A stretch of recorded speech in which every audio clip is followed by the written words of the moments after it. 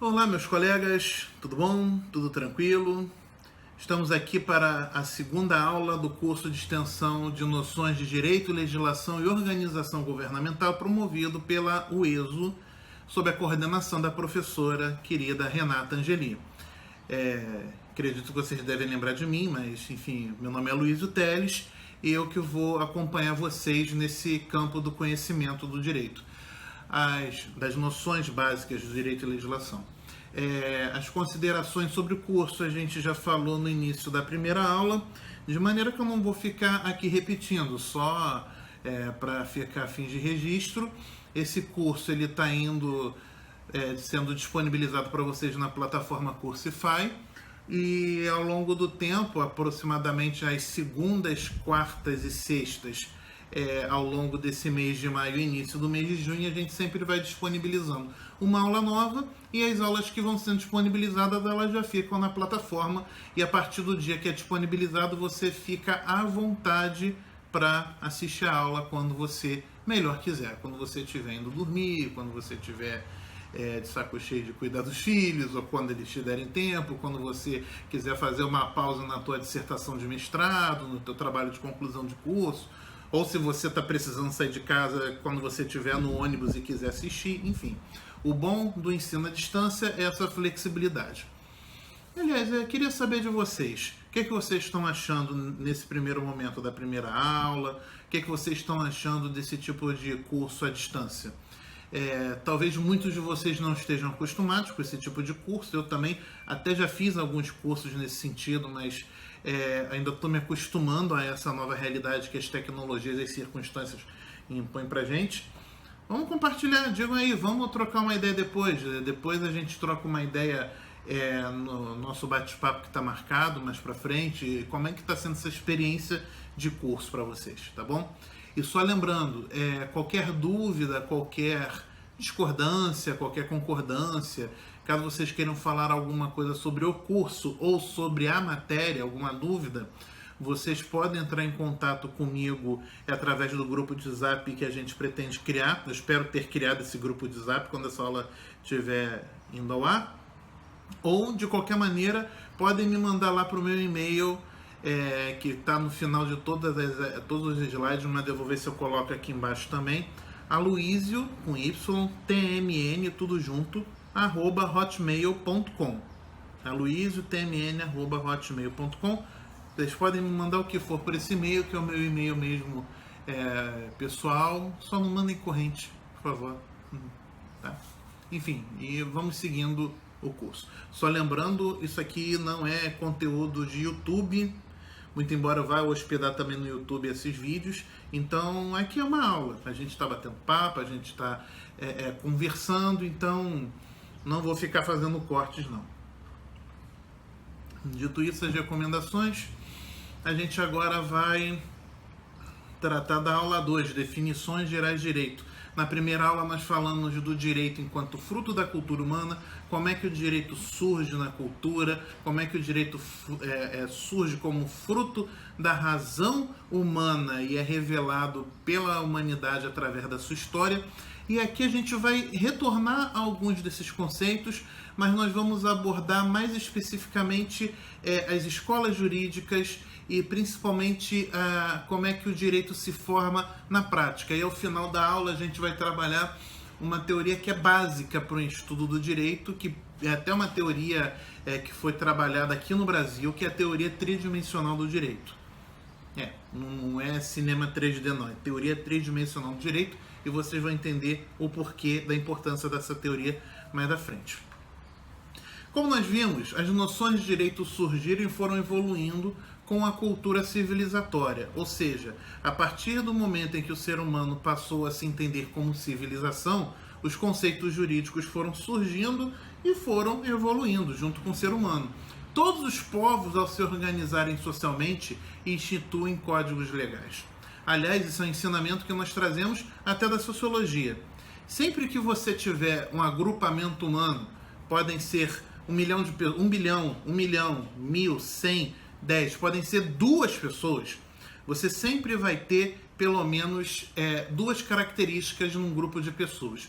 Você sempre vai ter um líder que pode surgir naturalmente, pode tomar liderança à força, pode ser escolhido democraticamente e sempre vai ter regras de comportamento para aquele grupo social. E quando nós estamos falando de agrupamentos humanos de maneira geral, no sentido de governo, nação, ou pelo menos no sentido mais básico das tribos, dos clãs, você já tinha essas duas figuras. E aqui, para o nosso efeito de estudo, nós temos que ter em mente que todo grupo social vai ter regras. Sejam elas regras morais, sejam elas regras religiosas, e no caso da sociedade, no caso do grupo social que tem a maior abrangência possível, nós temos os códigos legais. E isso, desde que o ser humano começou a se organizar, ele tem, e na medida em que a civilização foi evoluindo, que o ser humano foi deixando as cavernas, que ele foi deixando de ter uma organização meramente tribal e começaram a surgir os esboços daquilo que nós depois iríamos considerar como o Estado, como o governo, começaram a surgir inclusive os códigos legais escritos. E dentre os códigos legais escritos que chegaram até nós, nós temos dois exemplos que são muito emblemáticos, principalmente para quem estuda história e também para quem estuda direito. Só para que vocês saibam, o direito é tão importante, a história é tão importante no estudo do direito, que existe uma cadeira chamada História do Direito, que eu cheguei a fazer, não sei se ainda existe, mas também existia um curso de pós-graduação lato sensu, que é uma especialização em História do Direito, que era promovida pela Faculdade de Direito. Quando eu fazia especialização, eu era da turma de Direito Público e tinha a turma de especialização em História do Direito. E tinha uma quantidade razoável de alunos, era bem interessante. Mas enfim, nós temos dois códigos que chegaram até o nosso conhecimento, que foram o Código de Hammurabi, onde nós vemos a chamada Lei de Talião, ele é datado de 1700 a.C., e nós também temos o Código de Manu, já de origem indiana, que está descrito no Mahabharata, que é o livro escrito mais antigo que chegou até nós. Ele é de 1500 anos antes de Cristo.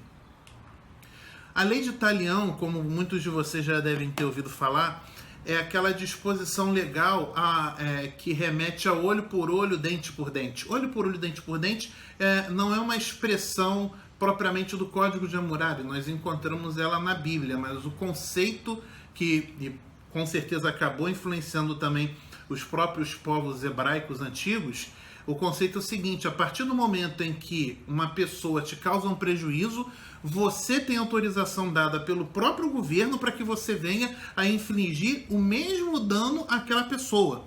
Ou seja, se um indivíduo mata o seu filho, você tem o direito de se compensar matando o filho do outro. Isso pode parecer para nós uma barbárie, e nos tempos de hoje é uma barbárie. Tal qual nós já vimos, o direito ele evolui na medida em que os valores sociais eles também evoluem. Mas vocês têm que entender que ter uma disposição legal que resguarde o indivíduo que em tese era mais fraco, isso já foi um grande avanço, porque essa lei ela não determina que será olho por olho, dente por dente, se o indivíduo que te causou esse prejuízo for tão ou menos fraco que você. O indivíduo pode ser mais poderoso, pode ser mais rico, pode ser mais forte, mas se ele te causou um prejuízo e você for reclamar disso junto às autoridades, você vai ter direito de infligir esse mesmo prejuízo ao indivíduo, sendo ele mais poderoso que você ou não. Ter esse código escrito, e o Código de Hammurabi é o primeiro código escrito que chegou até nós. Podem ter havido os códigos anteriores, mas esse foi o primeiro que chegou até nós. Demonstra o grau de civilização dos povos sumérios, daqueles povos daquela área da Mesopotâmia. Ele pegou pegou as regras que eram consideradas regras comuns do povo. Esse rei Hammurabi colocou na pedra, literalmente petrificou essas informações, e elas chegaram até nós.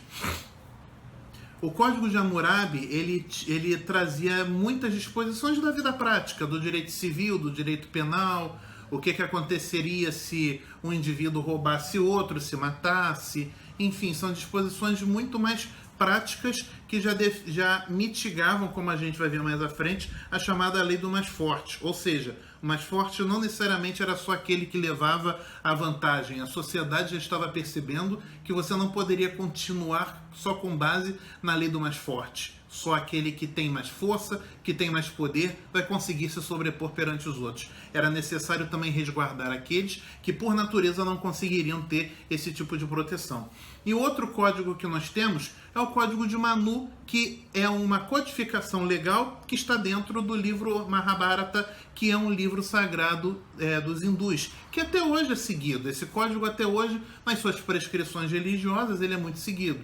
Ele também traz disposições sobre a vida comum dos indivíduos, mas ele é muito mais afeto às disposições religiosas daquele povo indiano. Então, para vocês verem que são inscritos de quase 4.000 anos, aonde você comprova que povos de quase 4.000 anos atrás já tinham disposições escritas, e se as disposições chegaram a um ponto de serem escritas, muito provavelmente eram grupos sociais que já possuíam regras de direito, já possuíam regras de observância obrigatória para o seu grupo social de muito tempo antes. Depois desses dois exemplos, nós podemos caminhar, e lembrando, aqui a gente não está fazendo um curso completo de introdução de história do direito. Nós estamos trazendo as noções do direito que são interessantes e que demonstram, e nesse caso aqui, exemplificam o quanto o direito ele vai evoluindo com o passar do tempo. Nós tivemos o Código de Hammurabi, tivemos o Mahabharata. A gente também podia citar aqui, por exemplo, a Torá, a Lei das 12 Tábuas, acho que eu chego a citar... Não, das 12 Tábuas eu vou citar agora. A gente pode... a Torá eu até cito, mas não inserida no momento histórico mesmo. Eu só cito ela a título de exemplo para uma outra situação mais à frente. Mas além do Mahabharata, que continha o Código de Manu e o Código de Hammurabi, nós também podemos verificar, por exemplo, o que está escrito na Bíblia. Salvo o melhor juízo, Moisés apresentou os 10 mandamentos que foram de acordo com a fé judaico-cristã transmitidas por Deus diretamente para ele, aproximadamente 1.500 anos, 2.000 anos antes de Cristo. O que demonstra também que é uma codificação legal, e não deixa de ser uma codificação legal, e que é de observância religiosa até os dias de hoje, para pelo menos metade da população mundial, algo que foi escrito esse tempo todo. Então, o direito ele vai evoluindo com o passar do tempo e vai se adaptando, e nós vamos vendo que ele vai surgindo. Na medida em que o ser humano começou a evoluir, a se estabelecer naquelas localidades, ele passa a ter uma produção cultural mais intensa, e isso acaba caindo também para o direito. Evoluindo desse período, nós chegamos ao direito romano. E aqui só algumas curiosidades até etimológicas. Muitos de vocês, eu ainda não comentei isso na outra aula aqui, podem confundir os conceitos de direito e de justiça. Isso não está errado, por quê? Antes de nós termos a palavra, o vocábulo direito, nós tínhamos o vocábulo latino ius, I-U-S. O ius do direito romano, ele tem origem numa palavra indo-ariana, que é ius. Ius é um radical indo-ariano que significa perfeição. E por que o ius deu origem ao ius, que por sua vez deu origem à palavra justiça e era aplicado para o direito romano? Por quê? Em Roma, como é que se dava a aplicação do direito? Aquilo que era considerado o certo e que era considerado regra de comportamento era ditado pelos sacerdotes romanos, pelos pontifex. Até hoje tem esse nome, né? Hoje em dia se refere ao Papa, mas o pontifex é uma palavra que significa ponte.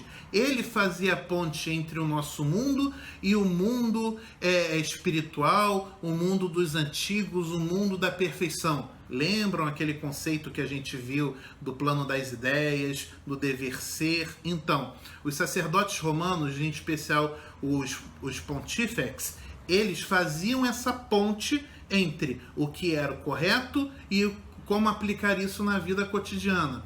E segundo os pontífices romanos, o que era o correto? O correto era aquilo que vinha dos costumes dos antigos. Costumes, em latim, arcaico, se fala mos. E aí o plural disso é mores. Daí que nós temos a palavra moral.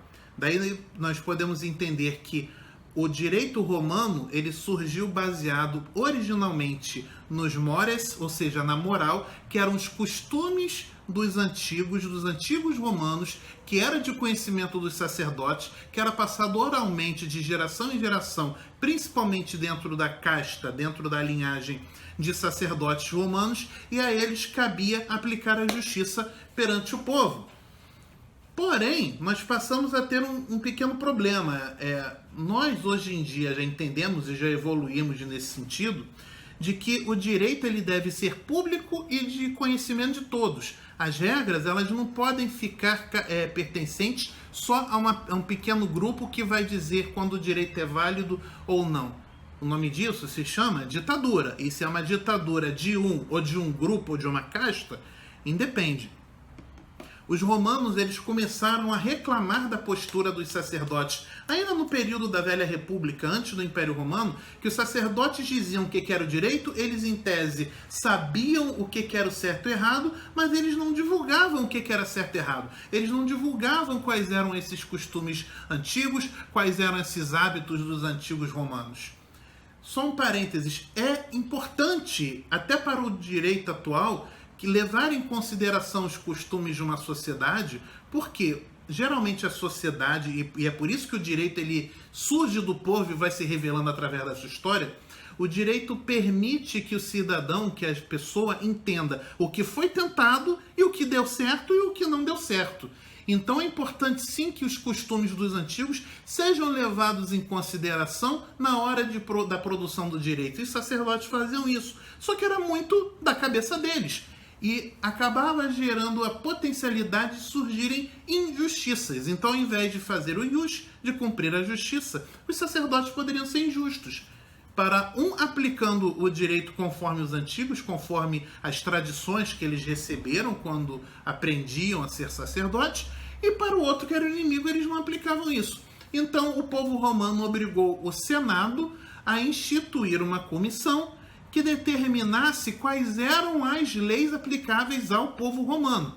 Então, o Senado romano instituiu um grupo de 10 sábios, sacerdotes, que entendiam das leis, e foram chamados os decemviros, decemvires, 10, e vires, sábios, anciãos, ou seja, eles constituíram um grupo dos 10 sábios que iriam reunir as leis, as regras jurídicas que compunham o direito romano, que pertencia somente da aplicação somente do grupo de sacerdotes romanos, e iriam colocar isso em tábuas que seriam afixadas no Fórum Romano. Daí surgiu a famosa Lei das 12 Tábuas. Em um determinado momento, os cidadãos romanos exigiram que as leis fossem escritas e dispostas publicamente a todos. Isso é uma comprovação na prática daquilo que Hegel, não é Hegel, é Hegel. Ainda não vi se é Hegel ou Hegel. É Hegel. Vamos colocar aqui que é Hegel, porque é alemão e não é inglês.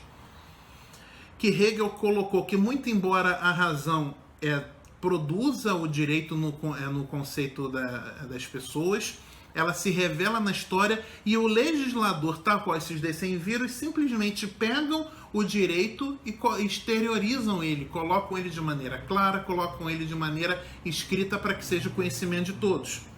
Então, o Senado romano, ainda no período da República Romana, aproximadamente, se não me falha a memória, 400 anos antes de Cristo, aproximadamente, originalmente eles escreveram as leis em 10 tábuas de madeira, só que aí eles viram que tinham outras regras, aí escreveram mais 2 depois, e afixaram essas 12 tábuas, por isso que é a Lei das 12 Tábuas, na frente do Fórum Romano, de maneira que, a partir desse momento, todos os cidadãos tinham o direito e tinham a possibilidade de ter acesso às leis escritas previamente. De maneira que se alguém os acusasse de alguma coisa, bastava que eles fossem até a porta do Senado romano, qualquer cidadão, e ali eles tivessem à sua disposição o que estava escrito nas leis. Hoje em dia, as nossas 12 tábuas se chama Diário Oficial da União. Todas as nossas leis, no caso das leis federais, e os estados e municípios também têm seus diários oficiais, todas as leis e decretos elas são publicados nos diários oficiais, que hoje em dia estão na internet. Se você não sabe acessar um diário oficial, basta que você jogue a lei ou o decreto e o tema da lei no Google, que ele vai te dar alguma coisa e a partir daí você vai começar a procurar. Mas como nós vamos ver mais à frente do curso, vocês vão saber diferenciar o que é uma lei, o que é um decreto, o que é uma resolução e quem produz cada um desses instrumentos. Mas na época do Império Romano, na falta de Google, internet e computador, eles tinham a lei das 12 tábuas. O teor dessas leis não é de conhecimento completo por nós hoje em dia, porque quando bárbaros invadiram Roma, essas leis foram queimadas, foram destruídas, é o tipo de coisa que se perde.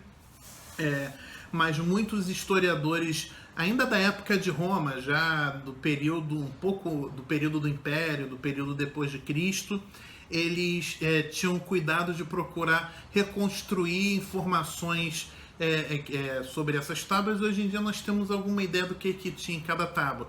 Cada tábua tinha, uma tábua tinha sobre o direito religioso, outro direito de família, direito de propriedade, como se dava o processo, direito de sucessão. É muito parecido como é feita a divisão nos nossos códigos de hoje em dia. Se você pega um código civil, por exemplo, você tem uma parte que é só dedicada a contratos, só dedicada a direitos das coisas. Sim, o nome é direito das coisas. Só dedicada ao direito de família, só dedicada ao direito de sucessões. Enfim, e isso foi feito na Lei das 12 Tábuas também. Mas muito bem, Aloysio, você falou que primeiro surgiu a palavra ius, daí veio justiça, e o conceito de justiça era aquilo que era usado no Império Romano, no direito romano, mas não existia a palavra direito. Da onde veio a palavra direito? Para que nós possamos entender por que nós dizemos que nós fazemos o direito.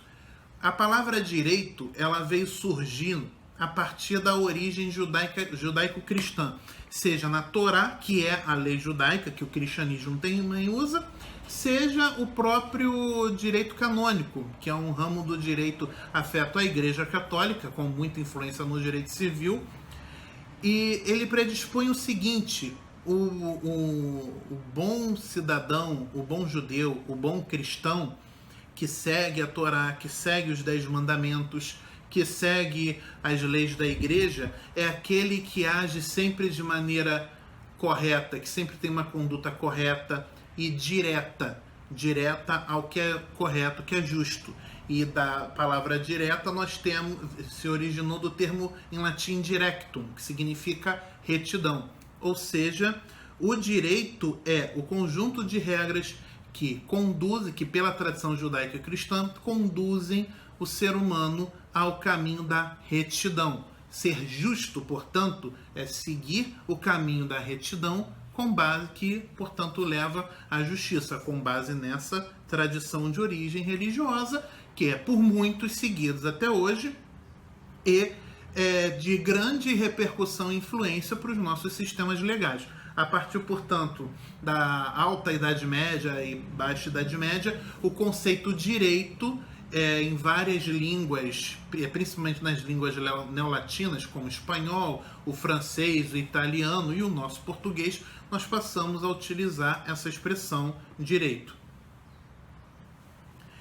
Ao passo que, por exemplo, no anglo-saxão ainda é muito utilizado, e no alemão também é utilizado o Recht, que é o direito.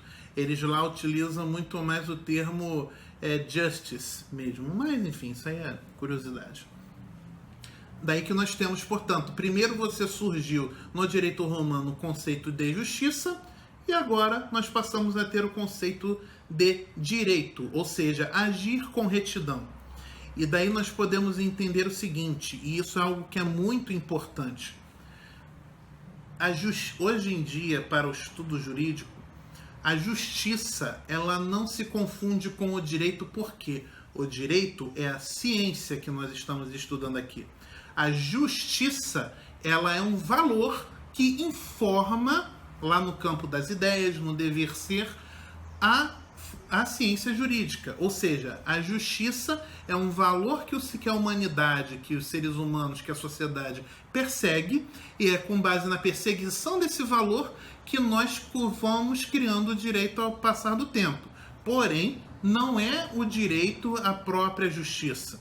Uma coisa que eu aprendi no primeiro período de faculdade: direito não é sinônimo de justiça. Eles conversam, mas não são sinônimos. Se você consegue aplicar o direito no seu dia a dia, seja como cidadão comum, seja como operador de direito, como é o meu caso, se você faz justiça aplicando direito, você está no lucro. E o objetivo é esse. Porém, não necessariamente uma coisa acontece com a outra. Quando nós trabalhamos com direito, nós vemos que muitas leis, muitas decisões são perfeitamente jurídicas, ou seja, elas estão de acordo com o direito, mas são injustas. Muitas, sim, podemos considerar que são injustas. Até porque, aquilo que nós vimos, existe o dever ser, mas entre o plano das ideias e o plano dos fatos existe um caminho muito longo que não necessariamente é percorrido de maneira igual.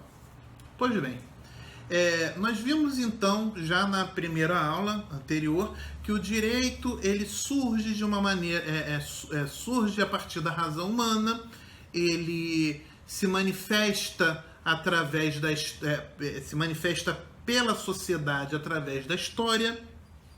Vimos en passant, exemplos históricos de sociedades antigas que já tinham os seus conceitos de direito, como os povos da Suméria, mesopotâmicos, que tinham o Código de Hammurabi, a Índia, que tinha o Código de Manu. Nós tínhamos o direito romano, que trouxe o conceito de justiça, trouxe o conceito de lei escrita para o Ocidente, através das leis das Lusitanas.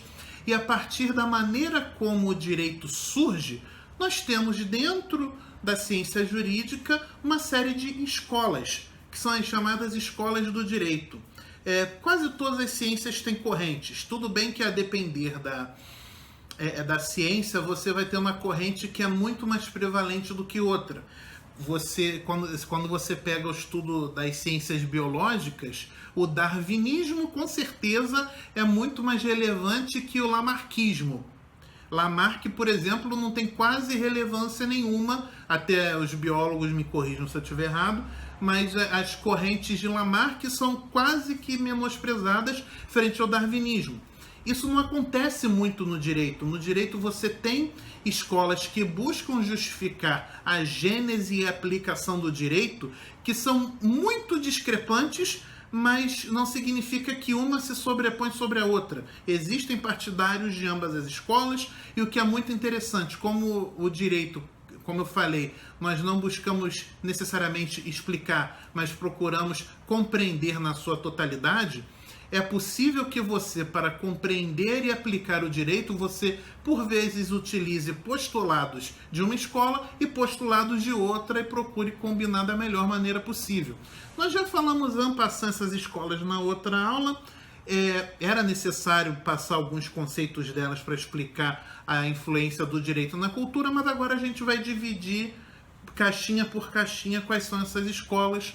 E nós temos basicamente 4 escolas do direito, por assim dizer. Podemos ter outras, mas para efeitos aqui de noções, para que vocês possam entender como é que o direito é aplicado no dia a dia, nós temos basicamente 4 escolas que se comunicam dentro daquilo que nós falamos na última aula. A primeira escola que nós temos é a chamada escola do direito natural, ou justnaturalismo. De acordo com o justnaturalismo, o direito é fruto da razão humana e é inerente a toda pessoa. Um grande defensor do justnaturalismo foi justamente Immanuel Kant, que nós citamos na última aula, mas não só ele, praticamente todos os filósofos, quando você pega Hobbes, Rousseau, Locke, todos eles, de uma maneira ou de outra, remetem a esse chamado direito natural. Ele tem esse nome porque ele, em tese, surge naturalmente a partir da razão de todos os indivíduos. E ele estaria presente em todas as sociedades humanas, mesmo aquelas que nunca se comunicaram. Nós temos um exemplo, se não me falha a memória, o povo maia só tinha 3, maia ou inca, acredito que era o povo maia, era o povo inca. Agora eu vou ficar devendo a vocês, não foram os astecas, acho que foi o povo inca, sim. O povo inca, foi o povo inca. O povo inca só tinha 3 leis. Era proibido matar, era proibido roubar e era proibido mentir. Eles só tinham essas 3 leis.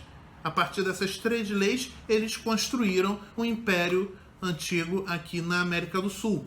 E se você vai observar outras leis, seja no próprio Código de Hammurabi, seja nos 10 Mandamentos, seja no Código de Manu, seja no direito romano, sempre existem alguns postulados que são comuns, porque realmente eles são inerentes à razão humana.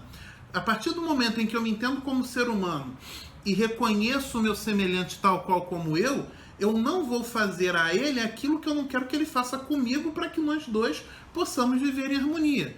Isso nós conseguimos depreender através da razão, e independe se os povos têm algum tipo de contato. O justnaturalismo também é muito utilizado pelos direitos de origem mais religiosa, como, por exemplo, o direito canônico, o direito islâmico, só que com a diferença que, no caso, esse direito natural ele não seria concedido pela razão, mas sim pela divindade, pela autoridade metafísica superior. E esse foi o direito, essa foi a escola predominante, tanto que não existia esse conceito de escolas do direito quando só existia o direito natural, porque o entendimento era claro, todo direito emana da razão humana e ponto final, cabendo ao legislador apenas só escrever. Mas qual é a crítica que nós podemos ter a partir do direito natural? Tudo na aplicação do direito acaba se tornando muito subjetivo. Vamos convir que a razão nos leva a caminhos muito parecidos, mas nem sempre é o mesmo objetivo. Eu posso entender que matar é errado, porém, eu vou entender que matar é errado para praticamente todo indivíduo. Todo ser humano tem o direito à vida tal qual a mim. Agora, existem povos que podem entender que não, realmente matar é errado, mas eu só não vou matar aquele que segue a minha fé, aquele que segue o meu grupo religioso, aquele que segue o meu grupo político. Então o direito natural ele permite diferenças de interpretação, que no direito nós chamamos de diferenças hermenêuticas, muito grandes, e a aplicação acaba se tornando muito complicada.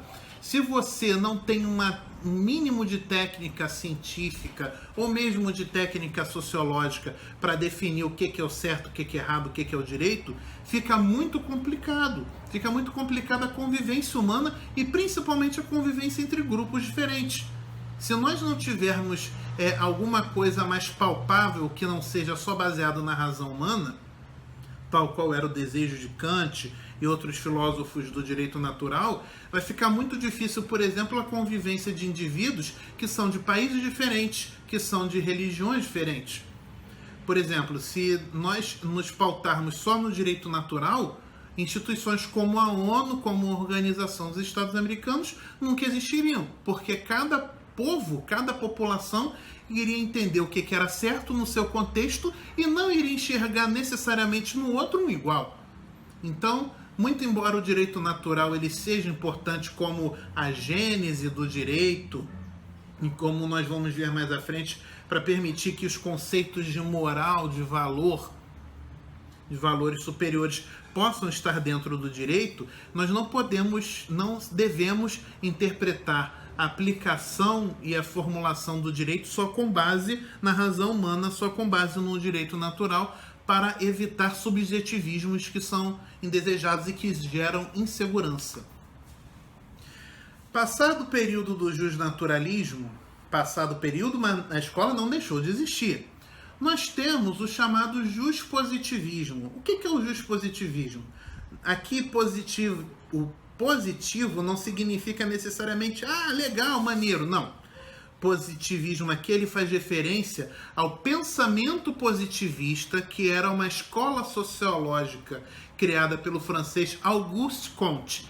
Quem estudou alguma coisa de sociologia em algum momento da vida, com certeza já ouviu falar no positivismo de Auguste Comte. O positivismo de Auguste Comte era fruto do cientificismo, que era muito comum nos séculos XVIII e XIX na Europa. O pensamento de Comte procurava explicar de maneira cientificista todos os aspectos da vida, inclusive as ciências do espírito. Ele procurava aplicar conceitos científicos aonde eles não cabem. E como nós vimos na primeira aula, as ciências do espírito, como o direito, como a filosofia, como a sociologia, como a história, como a administração, enfim, são ciências que não cabem dentro dos critérios que são aplicados às ciências naturais, mas ele queria aplicar muitos dos critérios das ciências naturais a essas ciências. E isso acabou se expandindo também ao direito, surgindo o juspositivismo. Ele busca explicar a produção e aplicação de normas jurídicas, o juspositivismo, pelo viés científico, sem atribuir valor à aplicação do direito. O maior exemplo que nós tivemos, que nós também já citamos na outra aula, foi o austríaco Hans Kelsen.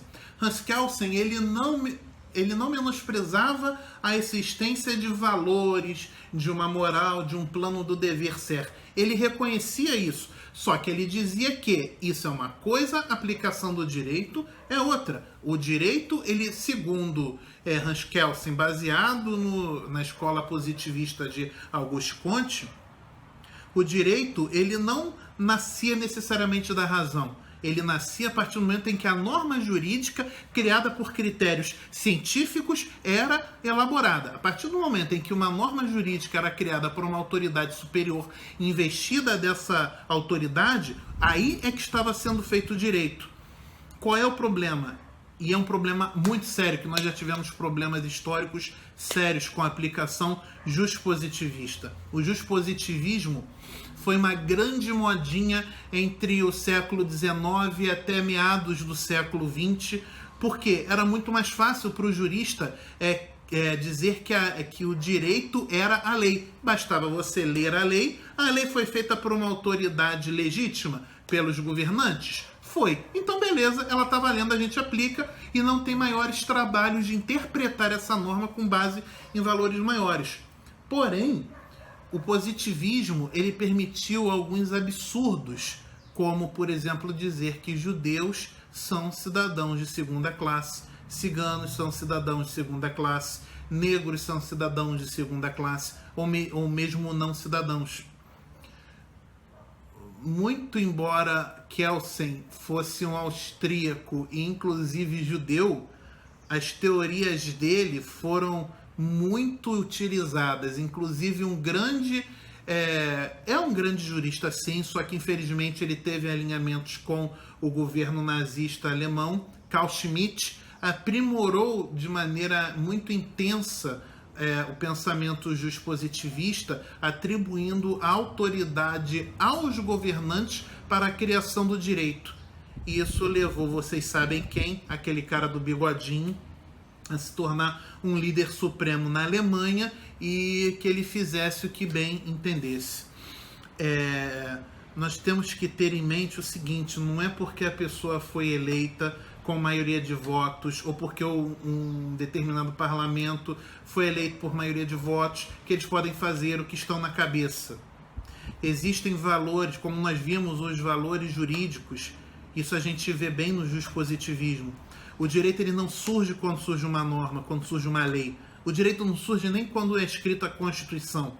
O direito, ele surge da razão humana e vai se revelando aos homens, pelos homens, na e através da história. Ao legislador cabe apenas, enquanto representante do povo, pegar isso e escrever para nos dar segurança jurídica. E essa é a grande crítica que nós fazemos ao positivismo. Quando o positivismo exclui os valores, exclui a gênese do direito na razão humana, ele acaba entregando aos governantes, seja um grupo, o poder de vida ou morte sobre pessoas. E nós tivemos os grandes problemas do nazismo, como nós também tivemos o grande problema na União Soviética Socialista e como nós temos até hoje em Cuba, Coreia do Norte. Todos os governos que são autoritários, geralmente eles se baseiam no direito, puramente no direito positivista. É direito, é justo, é certo o que o governo diz para as pessoas que tirando o povo, retirando as pessoas do protagonismo da produção do direito, da produção das regras de sociedade. Isso é muito complicado. Porém, nós não podemos negar que quando o positivismo fala que o direito surge através da produção das normas, nós temos até alguma segurança jurídica, porque enquanto no positivismo ele prega que o direito é aquilo que é revelado pela razão humana e cada cabeça é uma sentença, como assim diz o ditado, aqui não, aqui ele fala que o direito é aquilo que a norma determina. Então é importante que a gente tente juntar um pouquinho de cada um. Além do justnaturalismo, do direito natural e do positivismo, do direito positivo, nós temos também uma outra escola que é o direito social, que ele começa a caminhar num sentido que procure coadunar os dois. De acordo com o direito social, e ele encontra muita validade, por exemplo, naquilo que Savigny, lembra que eu falei que Savigny era o fundador da escola da histórica do direito? Então, o direito social segue exatamente nessa linha do historicismo, que o direito é fruto exclusivo das experiências sociais, sendo imanente na sociedade e aplicado pelos operadores do direito. Pela escola social do direito, mais importante do que a razão que cria as normas, que cria o direito, que as leis que são escritas, é como esse direito é aplicado no dia a dia. Você saber como o direito é aplicado no dia a dia é imprescindível. Porém, você não está preso só a isso. Você precisa tomar um certo cuidado. Qual é a crítica que nós temos ao direito social? O direito social acaba atribuindo um poder excessivo aos aplicadores do direito, que no direito nós costumamos chamar da ditadura dos juízes. Um juiz é um ser humano falível, como eu, como você. Ele é uma pessoa que estudou, que se dedicou e que recebeu um mandato governamental para definir, em última análise, pelo menos ali na instância dele, o que é o direito. Só que você não pode se pautar só no que o juiz fala. O juiz ele também não pode levar em consideração, na hora de aplicar o direito, só os aspectos imanentes da sociedade. Senão ele acaba virando aquilo que Ronald Dworkin, que é um filósofo norte-americano, fala, ele acaba virando o juiz super-homem. Ele é um juiz que tudo pode, tudo resolve, tudo que ele fala é lindo, belo, maravilhoso. Não. Eu, enquanto advogado, eu posso afirmar para vocês, e vários colegas meus podem afirmar igualmente, nós vemos decisões injustas de juízes todos os dias. Os juízes são pessoas ruins? Não, mas eles são humanos. Quando você pauta toda a produção, isso nós vemos, seja no positivismo, seja também no direito natural, e agora nós também vemos no direito social. Onde é que cada uma dessas escolas peca um pouquinho? Elas acabam atribuindo a produção do direito a alguém específico, seja a todo indivíduo com base na razão humana, seja as autoridades governamentais com a produção da lei, ou no caso aqui do direito social, na mão dos aplicadores do direito que vão saber resolver ali por equidade aquilo que é certo e errado. Isso não está certo, isso é fadado ao fracasso, porque o ser humano é falho.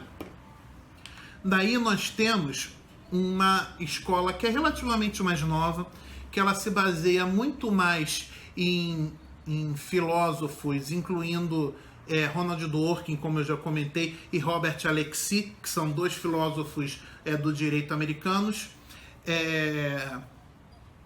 Também existe um outro que é um filósofo, Jürgen Habermas, ele eu já não gosto muito, mas ele também segue muito nessa linha, que é o chamado neopositivismo jurídico.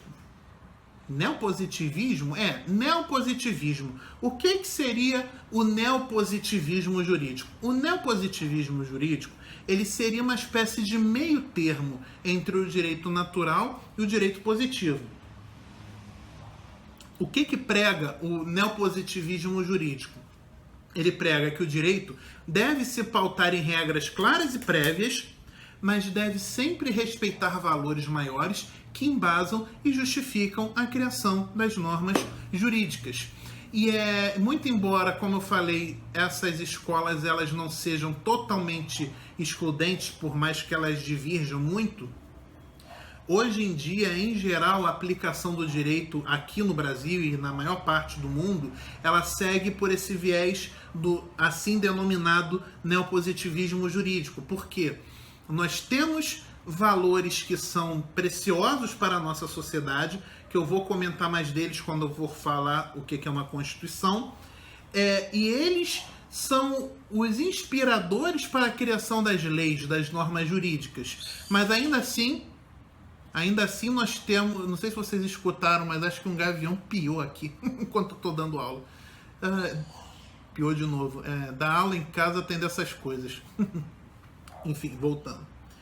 Até cortou minha linha de raciocínio, mas isso aqui é aula, então é a mesma coisa. Se eu tivesse aí dando aula e aparecesse um gavião piando na janela, ia me distrair da mesma maneira. Mas quando nós aplicamos o direito, nós temos valores que em geral nós não necessariamente estão expressos, mas aqui no Brasil nós procuramos colocar expressos na Constituição, como a dignidade da pessoa humana, a livre iniciativa, a participação social, enfim, valores que são importantes, e esses valores são a base para a criação das leis, e na medida em que as leis são criadas, o direito ele não surge, mas ele se corporifica nas leis escritas e promulgadas pelas autoridades públicas. Porém, se eventualmente alguma dessas leis contraria esses valores que são expostos na Constituição, e podem ser valores expressos ou não, podem ser valores que podem ser até depreendidos da leitura da Constituição, essas leis elas podem ser afastadas ou mesmo podem ser invalidadas pelo controle de constitucionalidade que nós temos. O neopositivismo, portanto, ele traz mais de um ator para esse cenário, ou seja, não é só o direito, ele não tem só uma origem. O direito ele continua surgindo da razão, mas ele é corporificado através de autoridades legalmente instituídas para esse fim, e essas autoridades continuam tendo que se pautar nesses valores que são revelados e fruto da razão humana ao longo da história. Então, o direito hoje em dia ele segue esse viés. A ciência jurídica ela estuda a criação e aplicação de leis, de normas jurídicas, leis em sentido amplo, que são criadas pelas autoridades assim legalmente constituídas, mas que ainda assim elas precisam se ater a determinados valores maiores. E como é que nós conseguimos aplicar o direito no dia a dia, e mesmo como é que nós conseguimos... Eu pensei que tinha parado aqui. Como é que nós conseguimos aplicar o direito no dia a dia e como é que nós estudamos a sua gênese? Dentro do direito nós temos a chamada teoria tridimensional do direito, ou seja, que o direito, na verdade, ele teria 3 dimensões. Essa teoria ela foi corporificada e elaborada pelo nosso querido professor Miguel Reale. Ele, inclusive, ele já é falecido. Ele faleceu na década de 90, se não me falha a memória, acho que eu estava na faculdade ainda. O professor Miguel Reale, ele escreveu Lições Preliminares do Direito, e ele fez grandes contribuições para a ciência jurídica, não só a nível nacional, como a nível também internacional. E ele, que era uma pessoa também extremamente voltada para a filosofia e para o estudo da sociologia, ele acabou percebendo que o direito ele não se aplicava somente por uma dimensão. O direito ele não pode ser pensado só enquanto as normas da sociedade. O direito ele não pode ser pensado só enquanto os fatos sociais que nós observamos ou mesmo os valores que o informam. O direito, na verdade, ele é a conjugação de 3 fatores fundamentais. Eu vou botar aqui para vocês verem no slide como é que funciona. O direito ele surge tanto dos fatos da vida social. Os fatos da vida social dizem as necessidades que aquele grupo social, que aquela sociedade tem. Os valores que aquela sociedade também produz, dizem como aquele fato deve ser trabalhado. E com base na aplicação dos valores sobre os fatos que nós vemos, é que surgem as normas jurídicas. O valor ele é tomado como norte para dar solução a um determinado fato da sociedade, e a solução para esse fato social se dá através de uma norma que é criada pelas autoridades constituídas. De maneira que você, para aplicar o direito, você precisa levar em conta um fato, você precisa levar em conta um valor da sociedade e uma norma jurídica que nos garanta a segurança, que nos garanta um prévio conhecimento sobre as regras do jogo. Vamos dar um exemplo bem prático. Como eu falei, eu estou gravando esse vídeo aqui em abril de 2020, nós estamos vivendo um período de pandemia do coronavírus que causa o Covid-19, que é uma doença altamente contagiosa. E nós esperamos que isso se resolva logo. E eu estou gravando isso de casa justamente para me preservar e preservar ao máximo a minha família e os desconhecidos. Andar de máscara na rua nunca foi proibido, mas também nunca foi obrigatório. E não é uma coisa que condiz muito com a nossa cultura. Até 2 meses atrás, até 3 meses atrás, 4 meses atrás, não existia nenhum fato que justificasse que as pessoas deveriam andar de máscara na rua. Para que eu vou andar de máscara na rua? No que se justifica andar de máscara na rua? Em alguns aspectos seria melhor até não andar de máscara, para que a minha identidade sempre pudesse ser determinada até pelas autoridades. Contudo, surgiu um fato na sociedade. Qual é o fato?